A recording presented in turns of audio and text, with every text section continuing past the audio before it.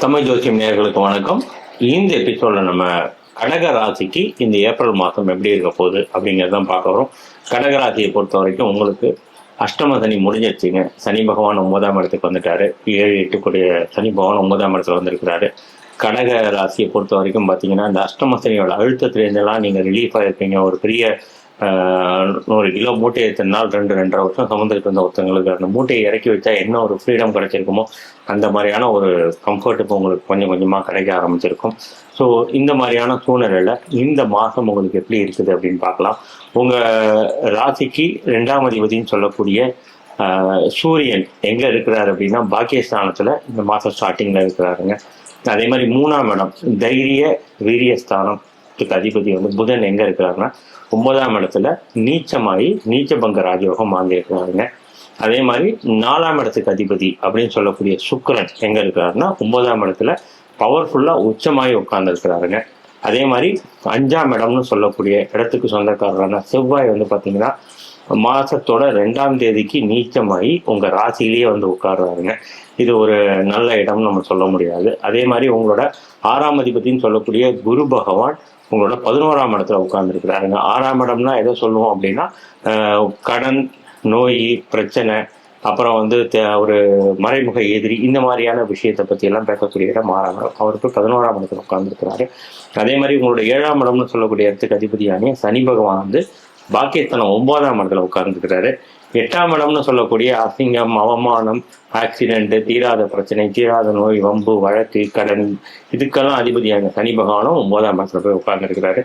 9ஆம் இடத்துக்கு அதிபதியான குரு 11ஆம் இடத்துல இருக்கிறாரு. உங்களோட 10ஆம் இடத்துக்கு அதிபதியான செவ்வாய் உங்க ராசியிலேயே நீச்சமாய் உட்கார்ந்துருக்கிறாருங்க. 12ஆம் இடம் விரயம், தூக்கம், அலைச்சலுக்கு அதிபதியான புதன் பகவான் நீச்சபங்கமாகி உங்களோட 9ஆம் இடத்துல உட்கார்ந்துருக்கிறாருங்க. இதுதான் இந்த மாசத்தோட கிரக அமைப்பு. இப்படி இருக்க சூழ்நிலையில உங்களுக்கு என்னென்னலாம் இந்த மாசம் நடக்க இருக்கு அப்படிங்கிறத பார்க்கலாம். உங்களோட 2ஆம் அதிபதி 9ஆம் இடத்துல போய் உட்கார்ந்துருக்கிறதுங்க ஒரு பெரிய விசேஷங்க. அதாவது உங்களோட வருமானம் அதிகரிக்க ஆரம்பிச்சிருக்கும். அதே மாதிரி உங்களோட பேச்சுல ஒரு தைரியமும் ஒரு பராக்கிரமும், என்னால எதா இருந்தாலும் பார்த்துருண்டா, இனிமே நீயா நானா பார்த்துருண்டா, வாடா இனிமே என் லைஃப் வேற மாதிரிடா அப்படிங்கிற லெவலுக்கு உங்களோட பேச்சுக்கள் மாற ஆரம்பிச்சிருக்கும். அதே மாதிரி உங்களோட வருமானமும் அதிகரிக்க ஆரம்பிச்சிருக்கும். குடும்பமும் ஓரளவு நல்ல ஒரு கம்ஃபர்ட் ஜோனுக்கு நிறைய பேர் இந்த குடும்பத்தை விட்டு பிரிஞ்சு போய் இந்த அஷ்டம சனியோட தாக்கத்தினாலேயோ இல்லை வேலை நிமித்தமாகவோ இல்லை ஏதோ ஒரு விஷயத்தால பிரிஞ்சு போய் இருக்கக்கூடியவங்க கொஞ்சம் கொஞ்சமா தன்னோட குடும்பத்தோட ரீகனெக்ட் ஆகிறதுக்கான வாய்ப்புகள் எல்லாம் கொஞ்சம் கொஞ்சமா கிடைக்க ஆரம்பிச்சிருக்கும். உங்களோட 3ஆம் இடம் தைரிய வீரிய ஸ்தானத்துல கேது உட்கார்ந்து இருக்கிறாரு. ஸோ கேது பகவான் அந்த இடத்துல உட்கார்ந்து உங்களோட தைரியஸ்தானம் அப்படிங்கிற இடத்துல உட்கார்ந்து இருக்கிறதுனால உங்களுக்கு கொஞ்சம் பயத்தையும் இதையும் கொடுத்துட்டு இருக்கிற அந்த கேது பகவான் குரு 5ஆம் பார்வையை பார்த்துக்கிட்டு இருக்கிறதுனால உங்களோட தைரியம் அதிகரிக்கிறதுக்கான வாய்ப்புகள் உண்டுங்க. எந்த ஒரு விஷயத்தையும் கொஞ்சம் நம்ம ஃபோர்ஸ் பண்ணி we can handle it, என்னால் இதை ஃபேஸ் பண்ணிட முடியுங்கிற அந்த தைரியத்தை கொடுக்கக்கூடிய சூழ்நிலையை கேது பகவானை பார்க்குற குரு பகவான் உங்களுக்கு ஏற்படுத்தி கொடுப்பாரு. அதே மாதிரி 4ஆம் இடம்னு சொல்லக்கூடிய வண்டி, வீடு, வாகனம், சுகம், அம்மா, இது சம்பந்தப்பட்ட விஷயத்துக்கு அதிபதியான சுக்கிரன் வலுத்து உங்களோட 9ஆம் இடத்துல போய் உட்கார்ந்துருக்கிறாருங்க. அப்ப என்ன ஆகும் அப்படின்னா வீடு மாற்றத்துக்கான வாய்ப்புகள் உண்டு, புது வீடு வாங்குவதற்கான வாய்ப்புகள் உண்டு, பழைய வண்டியை கொடுத்துட்டு புது வண்டியை வாங்குறதுக்கான வாய்ப்புகள் உண்டு. அதே மாதிரி பாத்தீங்கன்னா அம்மாவுடைய கனெக்ட் உங்களுக்கு நல்லா, அம்மாவோட இத்தனை நாள் 2-2.5 வருஷமா பிரச்சனைகள் இருந்திருந்தாலும் இந்த சுக்கிரன் வலுத்ததுக்கு அப்புறம் பார்த்தீங்கன்னா அம்மாவுக்கு உங்களுக்கு ரிலேஷன்ஷிப் கொஞ்சம் கம்ஃபர்ட் ஜோனுக்கு வர ஆரம்பிக்கும். அதே மாதிரி அம்மாவுக்கு ஏதாவது உடல்நிலை சரியில்லாம இருந்ததுன்னா அதெல்லாம் கொஞ்சம் கொஞ்சமா கம்ஃபர்ட் ஆக ஆரம்பிக்கும். அம்மா உங்களுக்கு நல்ல விதமா ஹெல்ப் பண்ணக்கூடிய சூழ்நிலையில, உங்களோட சூழ்நிலைகளை புரிஞ்சுக்கிட்டு, உங்க பிரச்சனைகளை புரிஞ்சுக்கிட்டு உங்களுக்கு சப்போர்ட் பண்ணக்கூடிய சூழ்நிலையில உங்க அம்மா மாற ஆரம்பிப்பாங்க. அதே மாதிரி இத்தனை நாள் உங்களுக்கு படுத்திக்கிட்டு இருந்த வண்டி எல்லாமே ஓரளவு அது பழைய வண்டியாக இருந்தாலும் சரி, என்ன கண்டிஷன் இருந்தாலும் சரி, வண்டிக்கு டயரே இருந்தால் கூட ஓடுற லெவலுக்கு வண்டி ஓரளவு உங்களுக்கு கம்ஃபர்ட் ஜோனுக்கு மாற ஆரம்பிக்கும். 5ஆம் இடம்னு இதெல்லாம் சொல்லணும்னு பார்த்தீங்கன்னா மனசு, காதல், குழந்தை, குலதெய்வம், பூர்வீகம், இதை பற்றிலாம் பேசக்கூடிய இடம் 5ஆம் இடம். இவர் நீச்சமாகி இந்த மாதம் 2ஆம் தேதி உங்களோட ராசி மேலேயே உட்கார்றாங்க. இது ஒரு விசேஷமான அமைப்பு கிடையாது. அப்போ என்ன ஆகும்னா மனசு கொஞ்சம் அழுத்தத்தை ஃபேஸ் பண்ணுற மாதிரி இருக்கும்.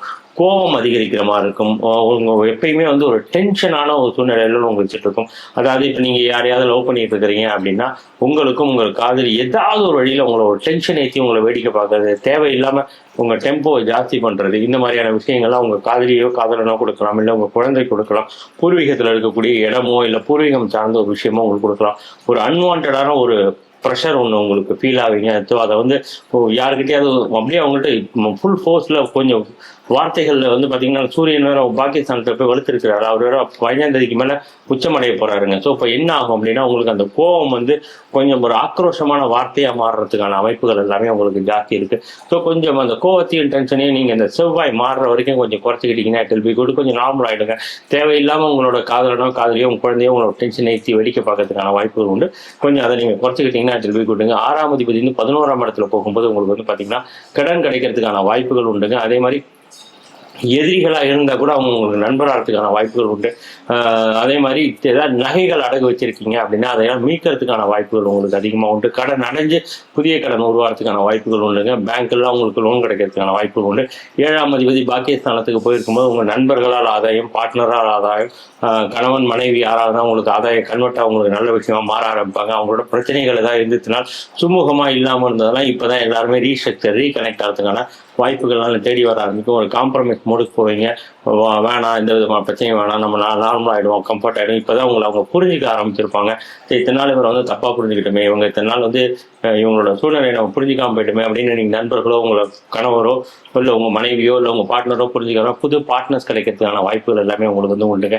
அதே மாதிரி அஷ்டமாதிபதினு சொல்லக்கூடிய சனி பகவான் 9ஆம் இடத்துல இருக்கும்போது தந்தைக்கு கொஞ்சம் உடம்பு படுத்தலாம். தந்தைக்கும் உங்களுக்கும் ஒரு சின்ன சின்ன மிஸ் அண்டர்ஸ்டாண்டிங் வரத்துக்கான வாய்ப்புகள் கொஞ்சம் இருக்குது. அதே மாதிரி சனி பகவான் வந்து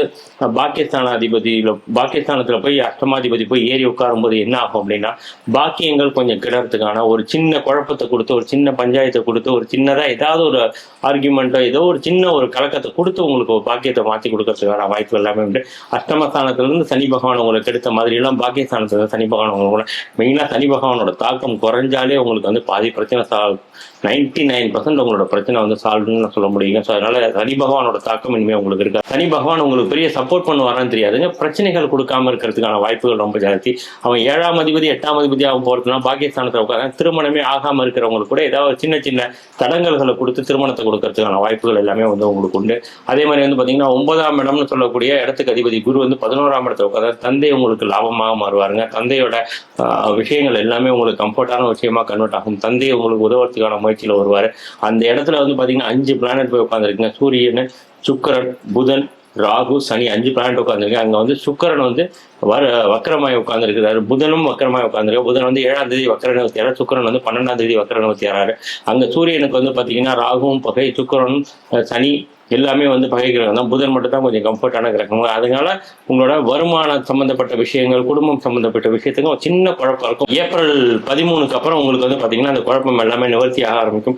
சூரியன் வந்து உங்களோட 10ஆம் இடத்துல வலுக்கிறாருங்க. 10ஆம் இடத்துல வலுக்கும் போது என்ன ஆகும்னா வேலையில பெரிய மாற்றம், வேலையில ஒரு நல்ல பதவி, ஒரு ப்ரமோஷன், நல்ல இன்க்ரிமெண்ட், நல்ல ஒரு பெரிய லெவலில் நீங்கள் எதிர்பார்க்காத லெவலுக்கு இன்க்ரிமெண்ட், ஒரு வேலையில நீங்கள் எதிர்பார்க்க முடியாத ஒரு லெவலுக்கு ஒரு பதவி உயர்வு, ஒரு பெருமை, உங்களுக்குன்னு ஒரு அங்கீகாரம், உங்களை 4 பேர் வாழ்த்துறது, உங்களை 4 பேர் பெருமையா பாக்குறது, 4 பேர் உங்க அந்தஸ்து கௌரவம் எல்லாமே மாறப்போய் எல்லாருமே உங்களை அப்படியே வேற லெவலில் வா அப்படின்னு பாக்குறது. 2.5 வருஷம் உங்க வாழ்ந்த வாழ்க்கையை அப்படியே இந்த பரட்டி போற கிரகம் யாருன்னு வந்து பாத்தீங்கன்னா உங்களுக்கு சூரியன் சொல்லலாம். 10ஆம் இடத்துல போய் சூரியன் வளர்க்கும் போது வேலையில பெரிய மாற்றம் வராகும். உங்க தொழிலும் பெரிய மாற்றம் வரதுக்கான வாய்ப்புகள் உண்டு. உங்களோட பேச்சுல ஒரு கம்பீரம் இருக்கும். பேச்சுல வந்து ஒரு கௌரவம் தெரிய ஆரம்பிக்கும், ஒரு கான்பிடன்ட் தெரிய ஆரம்பிக்கும். அதெல்லாம் இந்த ஏப்ரல் 15க்கு மேல கிட்டத்தட்ட நீங்க அதை பார்க்க ஆரம்பிப்பீங்க. அதே மாதிரி 10ஆம் அதிபதி வந்து ஜென்மத்துல இருக்கும்போது கொஞ்சம் வேலை சம்பந்தப்பட்ட குழப்பம் இருக்கும்.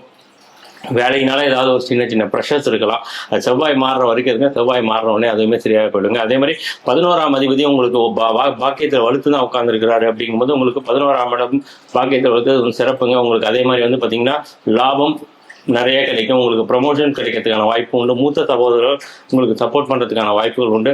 12ஆம் அதிபதி போய் உங்களுக்கு 9ஆம் இடத்துல இருக்கிறதுனால வெளிநாடு, வெளியூர், வெளிமாநிலம் போகிறதுக்கான வாய்ப்புகள் எல்லாமே உண்டுங்க. உங்களோட ஜாதக கட்டம் கரெக்டாக இருந்தால் உங்களுக்கு இது எல்லாமே வந்து அழகாக நடக்க ஆரம்பிச்சிடும். அதே மாதிரி படிப்பு பொறுத்த வரைக்கும் பார்த்தீங்கன்னா 4ஆம் அதிபதி வலுத்து உட்காந்துருக்கிறதுனால பசங்க நல்லா படிக்க ஆரம்பிப்பாங்க. நல்ல லெவலுக்கு தன்னோட கிளாஸஸ்லாம் அவங்க செலக்ட் பண்ண ஆரம்பிப்பாங்க. என்ன மாதிரி கோர்சஸ்லாம் பண்ணலாம் அப்படிங்கிற விஷயத்தில் எடுக்க ஆரம்பிப்பாங்க. வெளியூர், வெளிநாடு, வெளிமாநிலம் போய் படிக்கிறதுக்கான வாய்ப்புகள் எல்லாமே உங்களுக்கு நல்ல விஷயமா அமையும். இந்த ஏப்ரல் மாதத்தை பொறுத்த வரைக்கும் கடகராசிக்கு வந்து வேலை மாற்றம் கண்டிப்பாக உண்டு, இடமாற்றத்துக்கான வாய்ப்புகள் உண்டு, பிரிந்த குடும்பங்கள் சேருவதற்கான வாய்ப்புகள் உண்டு. அதே மாதிரி உங்களுக்கு ஜாப்ல ப்ரமோஷன் கிடைக்கிறதுக்கான வாய்ப்பு உண்டு, வருமானம் அதிகரிக்கிறதுக்கான வாய்ப்பு உண்டு. சனி பகவானோட தாக்கம் மொத்தமாக குறைஞ்சு போனதுனால கடகராசிகள் ரொம்ப ஒரு எனர்ஜியான ஒரு கம்ஃபர்டான ஒரு சூப்பரான இடத்துல தான் நீங்கள் இந்த மாதம் இருக்க போறீங்க. வாழ்த்துக்கள். உங்களுக்கு ஏதாவது உங்கள் ஜாதகத்தில் ஏதாவது குறை இருக்கு, உங்கள் ஜாதகத்தை நல்லா பக்காவாக கனெக்ட் பண்ணி நல்ல ஜாப் எல்லாம் கரெக்ட் பண்ணிக்கணும். எந்த ஜாபை சூஸ் பண்ணுறது தெரியல, என்ன மாதிரியான பிசினஸ் பண்ணுறதுன்னு தெரியல, புது வாழ்க்கை ஆரம்பிக்கும் போது, புது லைஃப் ஆரம்பிக்கும் போது எப்படி இதை ஹேண்டில் பண்ணுறதுன்னு தெரியல, என்ன மாதிரி கோயிலுக்கு போனோம்னா இது மேலே எனக்கு பிரச்சனை இல்லாமல் இருக்கும் அப்படிங்கிற இதெல்லாம் நீங்கள் வந்து பார்த்தீங்கன்னா உங்கள் ஜாதகத்தை பார்த்து தெரிஞ்சுக்கலாம். உங்கள் ஜாதகத்தை கீழே இருக்கிற நம்பருக்கு நீங்கள் கான்டாக்ட் பண்ணி அனுப்புங்க. கண்டிப்பாக எந்த கோயிலுக்கு போனால் உங்களுக்கு நல்லா பாசிட்டிவாக கன்வெர்ட் பண்ணி கொடுக்குங்கிற விஷயத்தில் நான் பார்த்து சொல்கிறேன். இந்த மாதம் முதல் உங்களோட வாழ்க்கை சுத்தமாக மாறப்போகுது. கடந்த 2.5 வருஷம் நீங்கள் பட்ட வழி அனைத்தும் மாறி புது வாழ்க்கை எடுக்க போறீங்க. எதெல்லாம் இழந்தீங்களோ அது திரும்ப கிடைக்குமான்னு தெரியாது, ஆனால் இழந்ததை விட சூப்பரான ஒரு வாழ்க்கை உங்களுக்கு கிடைக்குங்கிற நம்பிக்கை எனக்கு இருக்குங்க. நன்றி, வணக்கம்.